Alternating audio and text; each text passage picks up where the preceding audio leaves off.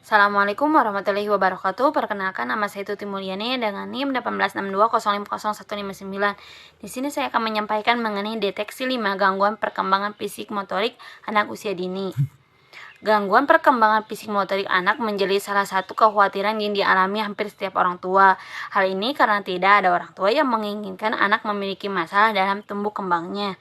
Alhasil, pelatihan motorik pada anak usia dini dilakukan sedini mungkin. Namun ada beberapa kasus di mana anak memiliki beberapa gangguan dalam tumbuh kembangnya. Hal ini membuat orang tua khawatir dan bingung bagaimana cara yang tepat untuk menanganinya. Nah, bagi Anda yang mempunyai anak usia dini, simak beberapa gangguan yang mungkin bisa terjadi pada anak Anda. Yang pertama, gangguan perkembangan fisik motorik anak berupa keterlambatan berbicara. Tidak sedikit orang tua yang merasa khawatir ketika anak mereka belum bisa berbicara. Terlebih saat melihat anak orang lain yang umurnya kurang lebih sama, tapi malah sudah bisa. Hal ini tentunya membuat orang tua panik dan secara tidak langsung memaksa anak untuk berbicara. Namun, perlu diperhatikan bahwa ada tahapan usia anak untuk bisa berbicara.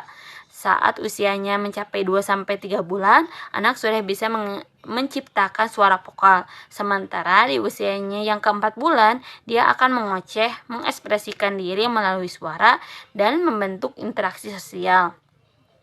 Kemudian pada usianya mencapai 18 bulan sampai 2 tahun, anak sudah bisa mengucapkan 2-4 kata.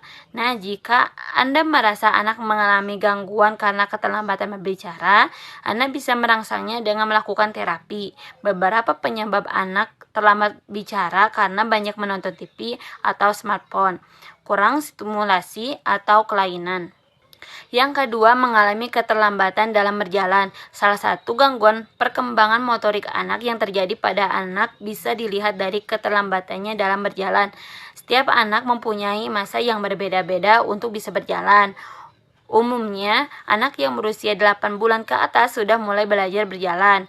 Nah, jika anak Anda belum menunjukkan ada tanda akan belajar berjalan, bisa saja mengalami gangguan. Namun, ada beberapa kasus di mana anak memang terlambat berjalan tapi bisa berjalan pada usianya yang bertambah.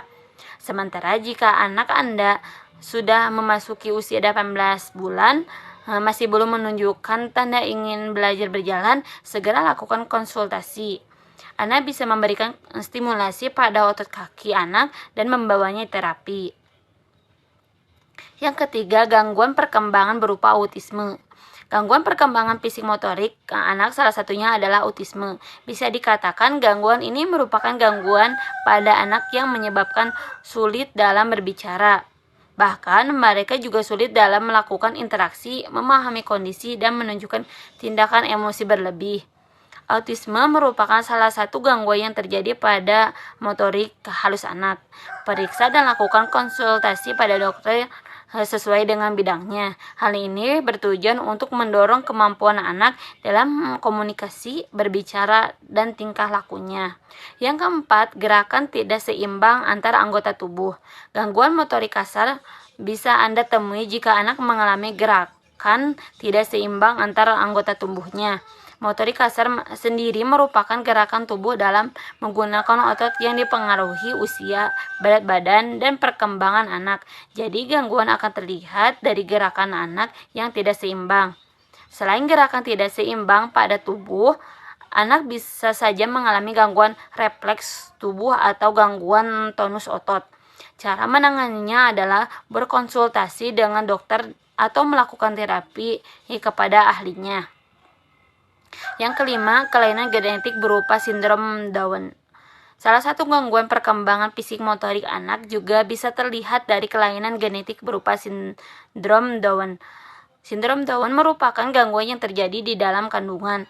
Anak yang mengalami kelainan genetik ini akan terlambat untuk tumbuh dan berkembang. Selain itu, gangguan ini menyebabkan sel kromosom 46 pada anak menjadi kurang sempurna sehingga menyebabkan terjadinya cacat fisik.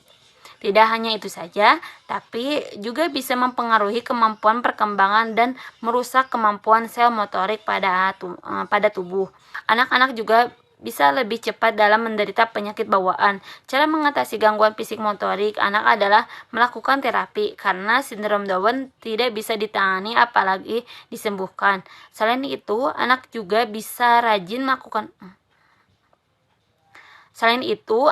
harus rajin melakukan pengecekan terhadap organnya secara rutin. Kelima, gangguan perkembangan fisik motorik anak di atas bisa menjadi referensi orang tua untuk lebih peka terhadap anak-anaknya. Tujuannya agar anak yang mengalami masalah penanganan bisa dilakukan sedini mungkin. Mungkin itu saja yang dapat saya sampaikan. Wassalamualaikum warahmatullahi wabarakatuh.